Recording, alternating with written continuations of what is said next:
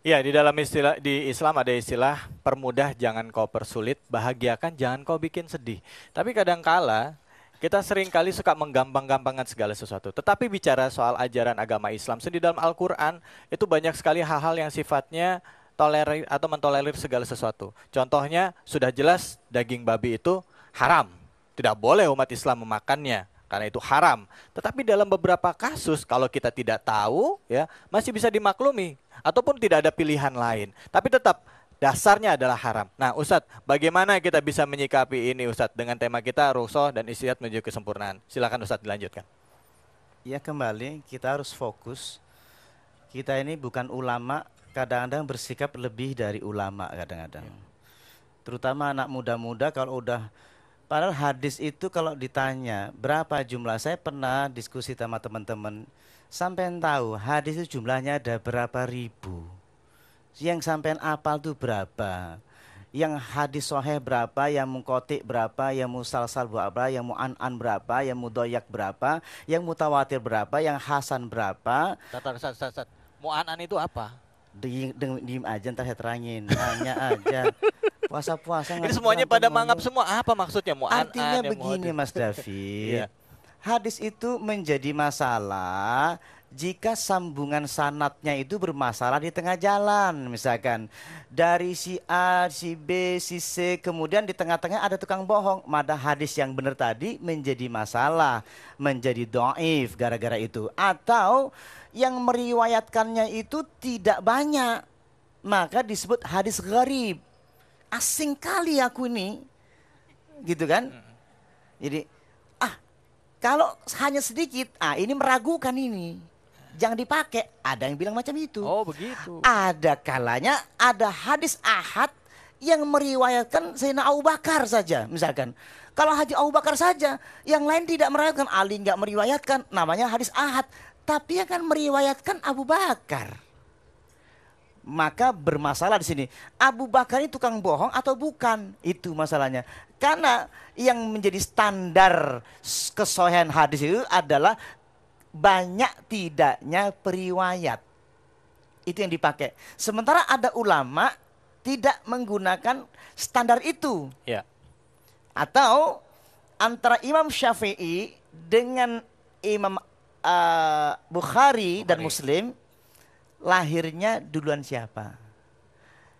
Lahirnya duluan Imam Syafi'i. Beliau tidak menggunakan Bukhari dan Muslim. Terutama kitab tafsir Al-Baghawi tidak menyebutkan Bukhari Muslim. Kenapa? Dia lebih dulu ngambil hadis-hadis dari Imam Syafi'i, Imam Malik misalkan. Nah, ini banyak nggak dipelajari. Maka sementara ini jangan keburu dulu untuk berdebat, dulu untuk saling menghujat. Lebih baik kita belajar pelan-pelan tentang agama kita ini. Diutamakan persatuannya dulu. Yang penting orangnya syahadat nggak? Syahadat. Sholat nggak? Sholat. Puasa nggak? Puasa. Zakat nggak? Zakat. Haji nggak? Haji. Nah, sudah Islam. Saudara itu. Jadi tidak perlu kita berantem. Jadi untuk apa sudah, yang penting dia bersaudara toh? Iya toh. Buat apa kita bertengkar ya? Itu yang terpenting hari ini. Baik. Jadi kita kembalikan lagi bahwa kita kembali para ulama insya Allah sudah punya pikiran, sudah punya ijtihadnya, sudah punya cara-cara mereka menyimpulkan satu ajaran yang jangan mudah sekali terpancing hanya gara-gara masalah bid'ah dan bid'ah. Seperti saya pernah dikritik, sholat ini bid'ah apa enggak? Ada dalilnya enggak? Nanya dalilnya. Lo sampai nih sebelum baca Quran itu latihan dulu, Mas. Lo sampai mau belajar sepak bola ya latihan dulu, Mas. Betul gak Pak ya? Loh, sholat itu pernah terjadi, Rasulullah melatih. Karena hadis ini tidak pernah didengar dalam ceramah. Oh, Abu Sangh itu melakukan satu hal bid'ah. Tak tunjukkan hadisnya, ke sini. Satu ketika Rasulullah sholat. Kemudian disusul oleh sahabat yang lain, ternyata disuruh diulang 3 kali. Faradda, irji, innaka lam tusalli. Ulangi lagi, karena sholatmu salah. Ulangi lagi, ulangi lagi. Kenapa? Kecepatan, tidak tumakninah. Sampai 3 kali, sehingga Nabi mengajarkan, fa'idha kumta ila sholati fakabbir. Ketika sholat, takbir, kemudian sumarka hatta tatma'inna raki'an, diajarkan, rukuklah sampai tumakninah. Seperti apa tumakninah itu? Hatta ya'khudha kullu atwin ma'khadahu. Sehingga setiap tulang-tulangnya kembali pada tempatnya. Jadi Nabi pernah melatih sholat, langsung melatih sholat.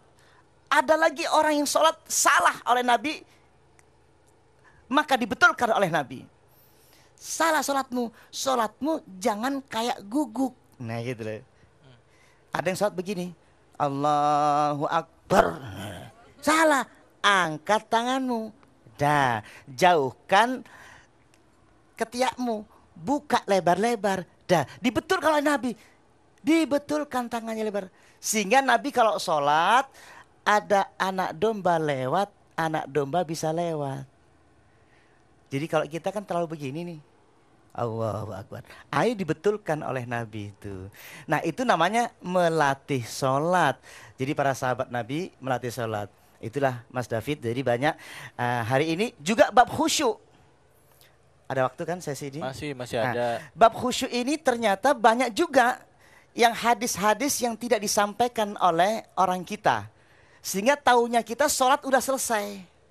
Kalau banyak kesalahan-kesalahan baik berdiri sholatnya, kakinya menghadap kemana, itu diatur betul sama Nabi. Sampai di sini ada satu perbedaan sehingga menuju sujud pun kaki, maaf saya di belakang. Ya, silakan saya maju. Kaki ini menghadap ke kiblat, sampai menuju sujud ini ada perbedaan. Ada 2 hadis yang terjadi yang namanya hadis maklub.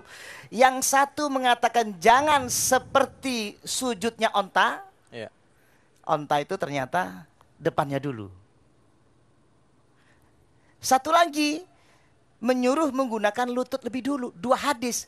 Ya. Di sini namanya hadis maklub. Banyak nggak diketahui. Hanya berantem gara-gara lutut dulu, tangan dulu. Hanya diem. Lutut dulu, tangan dulu, lutut dulu. Sabodok kepala dulu berarti gitu. Ribut di situ masalah itu. Jadi para ulama menetapkan ijtihadnya, dibolehkan dua-duanya. Ini yang namanya ijtihad. Ada hadisnya? Ada. Dua-duanya ada. Itu yang jadi masalah. Ya. Hari ini sedikit itu di antara Mas David. Oke, Ustaz. Nanti kita lanjut lagi, Ustaz. Gitu. Masih mau ngomong lagi kan, Ustaz? Ya, Masih banyak yang mau dikasih tahu kan? Ya. Maaf ya Pak ya.